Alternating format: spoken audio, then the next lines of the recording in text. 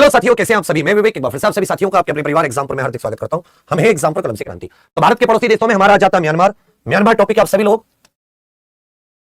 Myanmar heading बना दीजिए। नेपाल के बाद में कौन सा आ गया भैया? म्यांमार। इसका जो पहले नाम हुआ करता था, इसका पूर्व नाम या ओल्ड नेम आप कह सकते हो, बर्मा नाम था।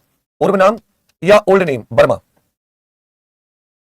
पहले जब भारत आजाद नहीं था, बर्मा भी आजाद नहीं था, तो भारत और बर्मा पर अंग्रेज एक साथ शासन करते थे। और शुरुआत में तो बर्मा को ऐसा मानकर शासन करते थे जैसे बर्मा भारत का हिस्सा है, अलग से उसके लिए कोई अलग से व्यवस्था नहीं थी। लेकिन फिर 1937 से उसके लिए अलग से व्यवस्था बनाई गई।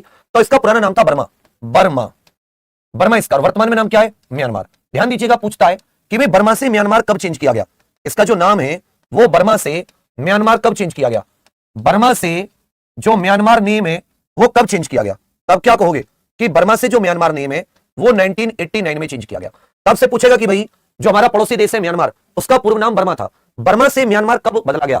इसका जो नामकरण किया गया या नाम बदला गया वो कब बदला गया? तो क्या बताओगे कि सर 1989 में इसका नेम चेंज किया गया। 1989 में इसका नाम बर्मा से क्या हो गया? म्यांमार हो गया। क्लियर है? चलिए म्यांमार की अंतरराष्ट्रीय सीमा देख लेते हैं। किन किन देशों के साथ म्यांमार की अंतरराष्ट्रीय सीमा लगती है? पहली बात तो ये कहां स्थित है? ये साथी दक्षिणी पूर्वी एशिया में स्थित है। ये कौन सी एशिया में स्थित है? दक्षिण पूर्व एशिया, जिसको साउथ ईस्ट एशिया कहते हैं। ये कहां पर स्थित है? ये दक्षिण एशिया में स्थित रही है। जैसे भारत कहां स्थित है? दक्षिण एशिया में। लेकिन म्यांमार कहां पर स्थित है? दक्षिण पूर्व एशिया। जितने भी दक्षिण पूर्व एशिया के देश हैं उनमें इसकी सर्वाधिक क्षेत्रफल अगर आप देखोगे, थाईलैंड, लाओस, वियतनाम, कंबोडिया, इन सबसे ज्यादा किसका है? म्यांमार का है। अब म्यांमार की अंतरराष्ट्रीय सीमा देखोगे तो भाई भारत से भी लगी हुई है। इधर आप इसकी थोड़ी सी सीमा देखोगे तो ये बांग्लादेश से लगी हुई है। इधर चाइना आ जाता है। वियतनाम से सीमा नहीं है, लाओस नाम के देश से सीमा है, जिसकी राजधानी वियंटियानी हो जाती है। थाईलैंड से इसकी सीमा है, क्योंकि थाईलैंड इस तरफ तक आप कहोगे सर फैला हुआ है। तो मोटे तौर पर म्यांमार की अंतरराष्ट्रीय सीमा कितने देशों से लगती है? आप कहोगे सर म्यांमार की अंतरराष्ट्रीय सीमा, एक तो हो गया भारत, दूसरा बांग्लादेश, तीसरा चीन, चौथा लाओस, पांचवा थाईलैंड। इन देशों से म्यांमार की अंतरराष्ट्रीय सीमा लगती है। भाई म्यांमार की अंतरराष्ट्रीय सीमा किससे लगती है? 5 देशों से लगती है, भारत, बांग्लादेश, चीन, लाओस और थाईलैंड। क्या कंबोडिया से इसकी सीमा लगती है? तो कंबोडिया तो इस तरफ है। कंबोडिया से सीमा का क्या मतलब? ये जो रेड कलर का है ये साथी म्यांमार है। अब म्यांमार का कंबोडिया से क्या मतलब है? जितना आपको लाल लाल दिख रहा है मैप पर, ये म्यांमार है। इस म्यांमार का कंबोडिया से क्या लेना देना? पूछेगा क्या इसकी सीमा वियतनाम से लगती है? तो वियतनाम तो यहीं तक रह जाता है, दूर है काफी, बीच में लाओस आ जाता है, इधर थाईलैंड है। तो वियतनाम, कंबोडिया किसी से? क्या मलेशिया से इसकी सीमा लगती है? तो याद रखिएगा मलेशिया से भी इसकी सीमा नहीं लगती। ये इतना तो समुद्र तट से, इधर अंडमान सागर है, समुद्र तट से ये सारा का सारा बंगाल की खाड़ी से। इधर आप देखोगे थोड़ा सा, ये इधर आपका हो जाता है हल्का सा बांग्लादेश, और ये सारा का सारा क्या हो जाता है? अपना भारत। तो म्यांमार की सीमा 5 देशों से लगती है। म्यांमार का पुराना नाम था बर्मा, जिसे 1989 में म्यांमार नाम दिया गया। फिर आ जाता है कि भैया म्यांमार के विषय में थोड़ी सी और जानकारी ले लीजिए। इस नक्शे को थोड़ा सा और ध्यान से आप सभी लोग देख लीजिए। ये हो गया आपका बांग्लादेश। यहां तक ये जो है ये सब बांग्लादेश है। ये क्या है? बांग्लादेश। ठीक है भैया, बांग्लादेश। इधर ये सबका क्या है? अपना इंडिया। इधर चीन, इधर लाओस, इधर थाईलैंड। ये पीले पीले रंग का, ये हो जाती है इनकी राजधानी नेपिटो, जिसको नेपिडो भी लिख देते हैं और शॉर्ट में एनपीटी बोल देते हैं, नेपिटो। पुरानी जो राजधानी थी 2005 तक वो थी यंगून। यंगून जिसे हम लोग रंगून भी कहते हैं, जहां पर बहादुर शाह जफर का देहांत हुआ था। जब 1857 की क्रांति हुई थी तो 1857 की क्रांति के बाद में बहादुर शाह जफर को पकड़कर रंगून भेज दिया गया था और वहीं बहादुर शाह जफर की मृत्यु होगी। तो ये क्या चाहता है? इसका यंगून शहर, जिसका पुराना नाम रंगून हुआ करता था, इसका पुराना नाम क्या था? रंगून। तो 5 देशों से सीमा लगती है। इसके कुछ प्रमुख शहर हैं जिसमें अगर आप यंगून या रंगून की बात करोगे तो बिल्कुल नीचे दक्षिण की तरफ है। और जो इनकी राजधानी है नेपिटो, ये बिल्कुल मिडिल में। ये नया शहर बसाया था 2005 से। नेपिटो क्या हो जाती है? राजधानी। 2005 से नेपिटो क्या हो जाती है? इनकी राजधानी हो जाती है। इस शहर को जो नाम दिया गया, ये अलग से शहर बसाया गया है, इस शहर को नाम दिया गया है 2006 में। इधर आ जाता है मांडले जेल। मांडले जेल के बारे में अक्सर आपने सुना होगा। जब बाल गंगाधर तिलक जी को 1907-8 के दशक में, 1907-8 के करीब में गिरफ्तार किया गया, किनको? बाल गंगाधर तिलक जी को। तो उनको गिरफ्तार करके बर्मा की, उस समय तो बर्मा नाम था, वर्तमान म्यांमार के मांडले जेल में रखा गया था। यहीं पर उन्होंने गीता रहस्य नामक पुस्तक भी लिखी है। तो ये कुछ बहुत इंपॉर्टेंट चीजें हैं। तिलक जी को मांडले जेल में, बाल गंगाधर तिलक जी को कहां रखा गया था भैया? आप कहोगे तिलक जी को मांडले जेल में ही रखा गया था जब उन्हें गिरफ्तार किया गया था। थाईलैंड, लाओस, चीन, इंडिया, बांग्लादेश, इनसे सीमा लगती है। कंबोडिया, वियतनाम, इनसे कोई सीमा नहीं लगती। मलेशिया, उससे भी कोई सीमा नहीं लगती। बांग्लादेश से लगती है, चीन से भी लगती है, नेपाल आदि भूटान से भी इसकी सीमा नहीं लगती। अब आ जाता है कि भाई भारत की कितनी सीमा है? तो इंडो म्यांमार बॉर्डर की बात करेंगे। इंडो माने अपना भारत, और म्यांमार सीमा की अगर हम बात करें, इंडो म्यांमार बॉर्डर कह सकते हैं इसको। इंडो का मतलब क्या हो गया? तो आप कहोगे सर इंडो का मतलब हो गया भारत। इंडो म्यांमार अंतरराष्ट्रीय स्थलीय सीमा। इंडो म्यांमार अंतरराष्ट्रीय स्थलीय सीमा। तो जो इंडो म्यांमार अंतरराष्ट्रीय स्थलीय सीमा, इंटरनेशनल लैंड बाउंड्री है वो कुल मिला के 1643 किलोमीटर की है। वो टोटल कितनी है? 1643 किलोमीटर। अगर इससे आप उत्तर से दक्षिण की तरफ देखते हैं तो भारत के 4 राज्य म्यांमार के साथ सीमा रेखा बनाते हैं। एक है भैया अरुणाचल प्रदेश, 4 राज्य भारत के साथ सीमा रेखा बनाते हैं। एक हो जाता है अरुणाचल प्रदेश, दूसरा हो जाता है नागालैंड, दूसरा क्या हो जाता है? नागालैंड। तीसरा हो जाता है मणिपुर। मणिपुर की सीमा भी अभी तो मणिपुर चर्चा में भी है क्योंकि यहां पर बहुत ज्यादा हिंसा हो रखी है, तो हिंसा को कहा गया है कि जो म्यांमार से विद्रोही हैं, जो हिंसा करने वाले लोग हैं, वो हिंसा करके म्यांमार की सीमा में चले जाते हैं फिर आ जाते हैं। और चौथा हो जाता है मिजोरम।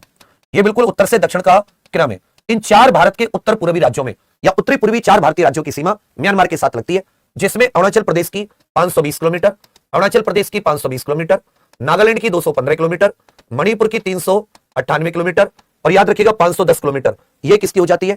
ये मिजोरम की। तो सबसे ज्यादा सीमा किसकी लगती है? अरुणाचल प्रदेश की। कुल मिलाकर 1643 किलोमीटर, 1751 नेपाल के साथ और 1643 किलोमीटर ये म्यांमार के साथ। तो ये जो यहां पर आपने यहां से ये लाल इसके साथ साथ बना देता हूं, ये जो आपको यहां पर ये सीमा रेखा से दिखाई दे रही है रेड कलर की, ये सारी की सारी सीमा रेखा किसके साथ लगती है? आप कहोगे ये सारी की सारी सीमा रेखा म्यांमार के साथ लगती है। ये यहां पर बीच में अराकान पर्वत पाए जाते हैं। कौन से? अराकान पर्वत। इनको आप अराकान माउंटेन्स भी कह सकते हैं। ये अराकान पर्वत जो हैं ये भारत और म्यांमार के बीच में एक प्रकार से आप ये भी कह सकते हैं नेचुरल सीमा भी बनाते हैं। यही पर्वत आगे जाकर बहुत फैले हुए अंडमान सागर तक जो आप ये देखते हैं अंडमान निकोबार द्वीप समूह, ये असल में यही जो अराकान पर्वत जिनको हम लोग बोल देते हैं, इसी का जो ऊपरी हिस्सा है वही अंडमान निकोबार है जो समुद्र में डूबा हुआ है। समझे मेरी बात? तो ध्यान दीजिएगा 1643 किलोमीटर। अगर आपसे पूछे कि म्यांमार भारत के किस तरफ स्थित है तो म्यांमार भारत के नॉर्थ ईस्ट में स्थित है, भारत के उत्तर पूर्व में स्थित है। भारत के उत्तर पूर्व के 4 राज्य म्यांमार के साथ सीमा बनाते हैं। अंतरराष्ट्रीय स्थलीय सीमा इंटरनेशनल लैंड बाउंड्री कुल 1643 किलोमीटर, सर्वाधिक अरुणाचल प्रदेश, फिर मिजोरम, फिर मणिपुर, सबसे कम नागालैंड की, सबसे कम। पूछेगा क्या असम के साथ म्यांमार की सीमा लगी हुई है? असम के साथ बिल्कुल नहीं, असम राज्य के साथ म्यांमार की सीमा नहीं लगी हुई। पूछेगा क्या त्रिपुरा के साथ लगी हुई है? क्या त्रिपुरा के साथ लगी हुई है? बिल्कुल नहीं। तो असम, त्रिपुरा, क्या मेघालय के साथ लगी हुई है? तो मेघालय के साथ भी यह सीमा नहीं लगी हुई। इसमें आप कंफ्यूज मत होना। तो सबसे पहले बताइए म्यांमार का नाम म्यांमार कब पड़ा या बर्मा का नाम बदलकर म्यांमार कब किया गया? बर्मा का नाम बदलकर म्यांमार कब किया गया है? सभी लोग खींच करके उत्तर दीजिए।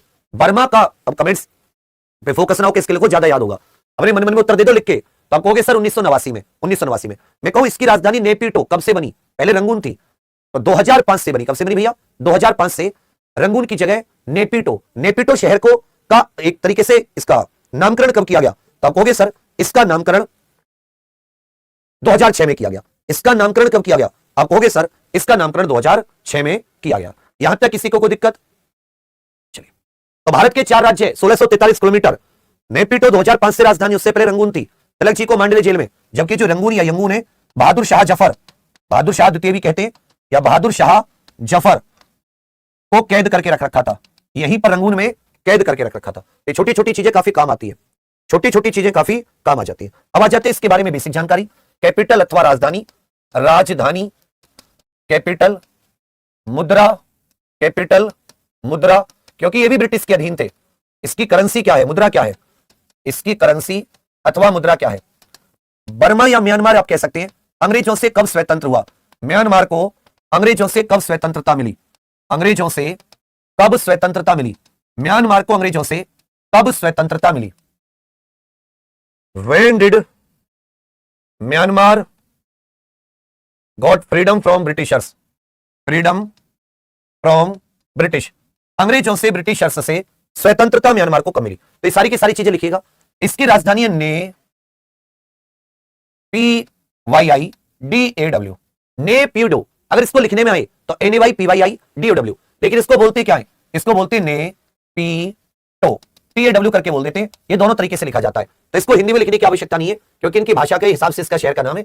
आप ऐसे लिख लीजिएगा शॉर्ट में NPTV। ये राजधानी कब से है? तो याद रखिएगा 2005 से राजधानी, 2005 से ये नेपिडो म्यांमार की राजधानी है। उससे पहले रंगून राजधानी हुआ करती थी, उससे पहले रंगून राजधानी हुआ करती थी। करेंसी की बात करें, मुद्रा की बात करें तो क्यात इनकी मुद्रा है। म्यांमार की मुद्रा क्या हो जाती है? आप कहोगे सर क्यात। नेपिडो इनकी राजधानी, इसकी मुद्रा क्या हो जाती है? क्यात।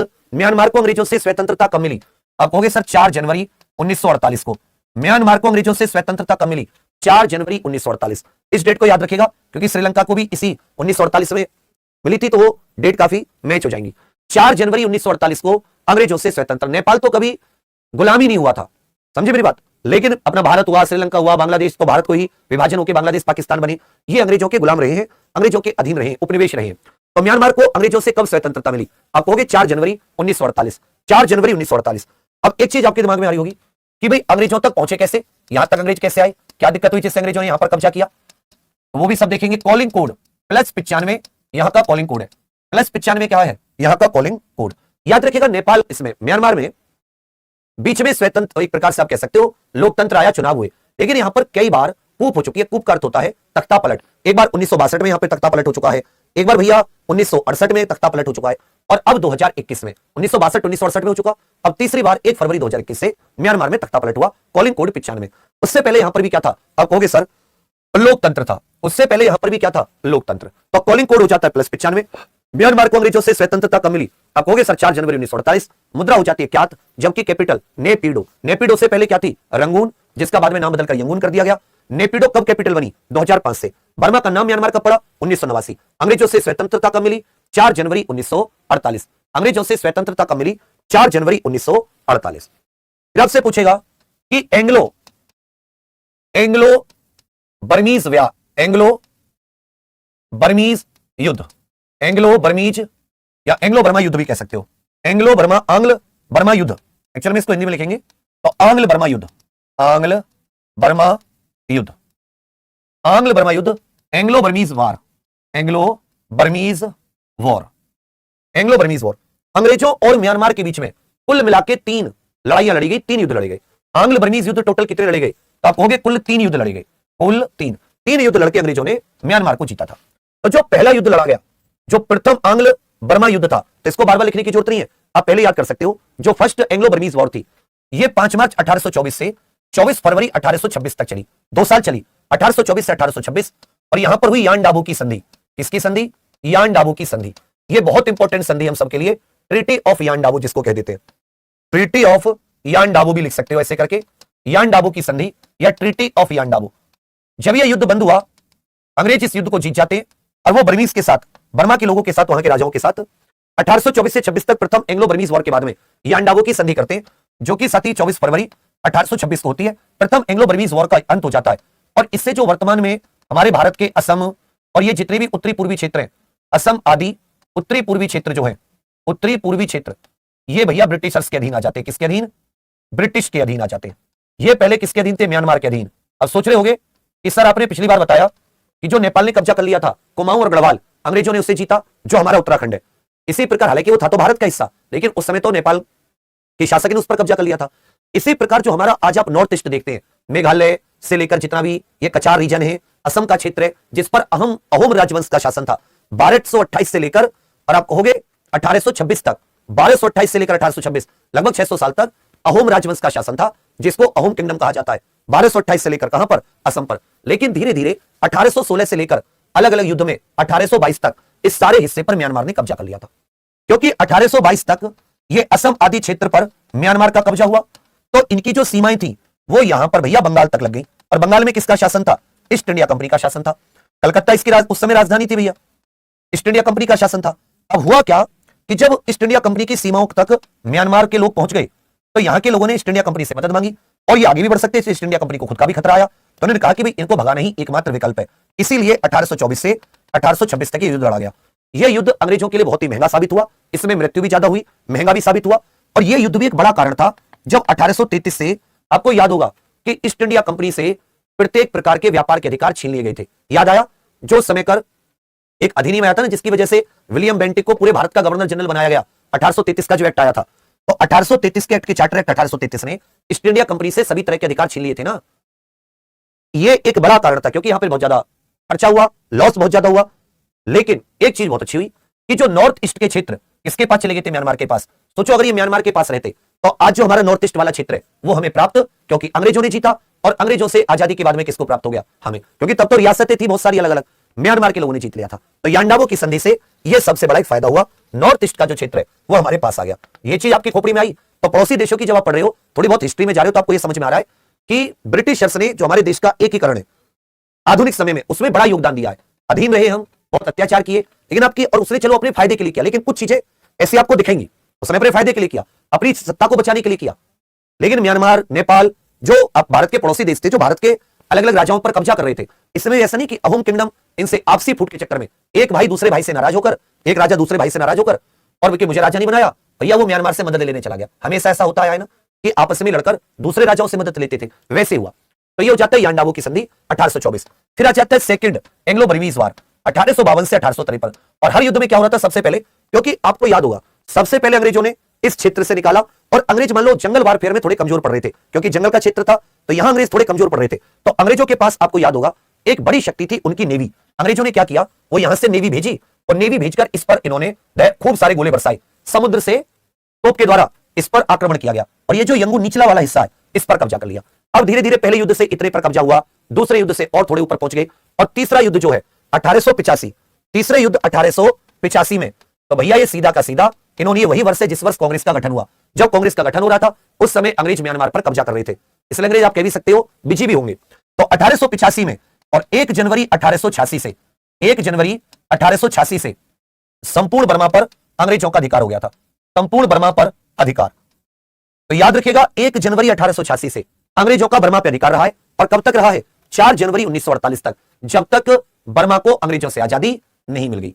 1 जनवरी 1886 से 4 जनवरी 1948 तक। तो कॉलिंग कोड हो जाता है +95। आपसे पूछेगा भाई कि एंग्लो बर्मीज वॉर टोटल कितने हुए, 3। First territory of Yandabo, Assam and other north east areas, ये म्यांमार से किसने ले लिए, अंग्रेजों ने ले लिए संधि के द्वारा। साथ में उन पर 10 लाख पाउंड का एक जुर्माना भी लगाया, उनकी भी हालत खराब होगी चुकाते चुकाते। 1852-53 में फिर थोड़ा सा कब्जा कर लिया, ये डलहौजी के समय की बात है। और 1885 डफरिन के समय पर 1 जनवरी 1886 से संपूर्ण बर्मा पर अंग्रेजों का अधिकार हो गया, और ये कब तक रहा, 4 जनवरी 1948। तब से पूछेगा कि संपूर्ण बर्मा पर अंग्रेजों का अधिकार कब तक रहा, बर्मा पर अंग्रेजों का अधिकार कब हुआ, अंग्रेजों का संपूर्ण अधिकार कब हुआ, अंग्रेजों का संपूर्ण अधिकार कब हुआ, संपूर्ण अधिकार पूछेगा। यांडाबो की संधि कब हुई, ट्रीटी ऑफ यांडाबो कब हुई है, इनकी मुद्रा पूछ लेगा, राजधानी कब से, नाम क्या है, म्यांमार नाम कब से है, कब बदला गया, यह भी पूछ लेगा, म्यांमार नाम कब बदला गया। 3 एंग्लो बर्मा वॉर के बारे में पूछ लेगा, 3 एंग्लो बर्मा वॉर के बारे में पूछ लेगा कि कब कब हुई। 3 एंग्लो, म्यांमार को स्वतंत्रता, और 1 जनवरी 1886 से लेकर और 1 अप्रैल 1937 के आसपास तक, इतने साल तक 37 और 4 41, लगभग आप ऐसा कह सकते हो कि 41 साल तक बर्मा ब्रिटिश भारत के अधीन ही रहा। मतलब जो शासन, जो वायसराय, जो गवर्नर जनरल भारत के थे वो बर्मा के लिए भी होते थे, भारत से ही उसको शासन किया गया। फिर 1937 में उसको अलग से, उसके लिए अलग से एक बना दिया गया। बर्मा पर अंग्रेजों का संपूर्ण अधिकार, स्वतंत्रता कब मिली, स्वतंत्रता कब मिली, स्वतंत्रता कब मिली। भारत के कितने राज्य, भारत के कितने राज्य, भारत के कितने राज्य ये म्यांमार के साथ सीमा बनाते हैं। भारत म्यांमार सीमा की लंबाई, भारत म्यांमार अंतरराष्ट्रीय सीमा की लंबाई, भारत म्यांमार अंतरराष्ट्रीय सीमा की लंबाई, भारत म्यांमार। बताइए तिलक जी को किस जेल में रखा गया था, तिलक जी को किस जेल में रखा गया था। तो बर्मा पर अंग्रेजों का संपूर्ण अधिकार ये 1 जनवरी 1886 से हुआ, 1 जनवरी 1886। ये साथी 24 फरवरी 1826 को, पहले आंग्ल बर्मा युद्ध के बाद में मुद्रा हो जाती है क्या, राजधानी नेपिटो, ने पीडो भी लिख देते, तो भी लिख देते। म्यांमार के साथ याद रखिएगा 4 भारतीय राज्य, अरुणाचल प्रदेश, नागालैंड आ जाता है, अरुणाचल प्रदेश, नागालैंड, मणिपुर, मिजोरम। 3 एंग्लो, पहला 1824 से 1826, दूसरा 1852 से 1853 और तीसरा 1885। स्वतंत्रता 4 जनवरी 1948, 4 जनवरी 1948। 4 राज्य, भारत म्यांमार 1643 किलोमीटर, और मांडले जेल में रखा गया था। कहां पर भैया, मांडला जेल, मांडले जेल में। 1857 की क्रांति के बाद में बहादुर शाह जफर को गिरफ्तार करके कहां भेज दिया गया था, जो बहादुर शाह जफर उस समय मुगल शासक था, उसको गिरफ्तार करके कहां पर भेजा गया था, गिरफ्तार करके कहां पर भेजा गया था, आप कहोगे सर उसको गिरफ्तार करके रंगून भेजा गया था। बर्मा का नाम म्यांमार कब पड़ा, या बर्मा का नाम बदलकर म्यांमार कब किया गया, किस वर्ष बर्मा का नाम बदलकर म्यांमार, 1989। और नेपिटो कब से राजधानी है, 2005 से। तो साथी इसकी एक ही क्लास होनी थी, लेकिन क्या कि कुछ मटेरियल और है टूरिस्ट प्लेस इत्यादि का, तो वो एक क्लास आज और आपको इसमें शाम में कोशिश करूंगा जिससे कि म्यांमार आज खत्म हो जाए। म्यांमार के बाद में जो 3-4 राज्य, 3-4 बचे, म्यांमार के बाद में भूटान, अफगानिस्तान और मालदीव, श्रीलंका, उनको भी सफ्ते खत्म करके चारों का फिर एक साथ टेस्ट ले लेंगे। फिर ये आपके पास लगभग 300-400 क्वेश्चन हो जाएंगे पड़ोसी देशों के, जिनको बार बार रिवाइज करते चलेंगे। और इस सोमवार से कोशिश करेंगे कि जो 3-4 हमारे 3 मतलब कुछ सब्जेक्ट जैसे खत्म से हो रहे हैं, लास्ट में पूरा फोकस स्टडी जीके पे रखेंगे, परेशान मत होना, स्पेशल पेट वालों के लिए। बाकी कांस्टेबल इत्यादि की कोई टेंशन है ही नहीं। एक 10th से और वैकेंसी आई आप लोगों के लिए, और यही सब पढ़ाई से आप उसको भी क्लियर कर लेंगे, जिस वैकेंसी का नाम है इंटेलिजेंस ब्यूरो सिक्योरिटी असिस्टेंट। अभी 10:50 पर उसके बारे में पूरी डिटेल दूंगा। केवल 10वीं पास है, जासूसी होती है ना, जासूसी, सिविल कपड़ों में जासूसी, जासूस बनने का मौका है मात्र 10वीं, और कम से कम 50,000 रुपए सैलरी है, और अपने राज्य में पोस्टिंग हो सकती है, अपने शहर के आसपास ही। अब सभी लोग इस वीडियो को जरूर देख लेना। अभी 10:50 पर है। जय हिंद।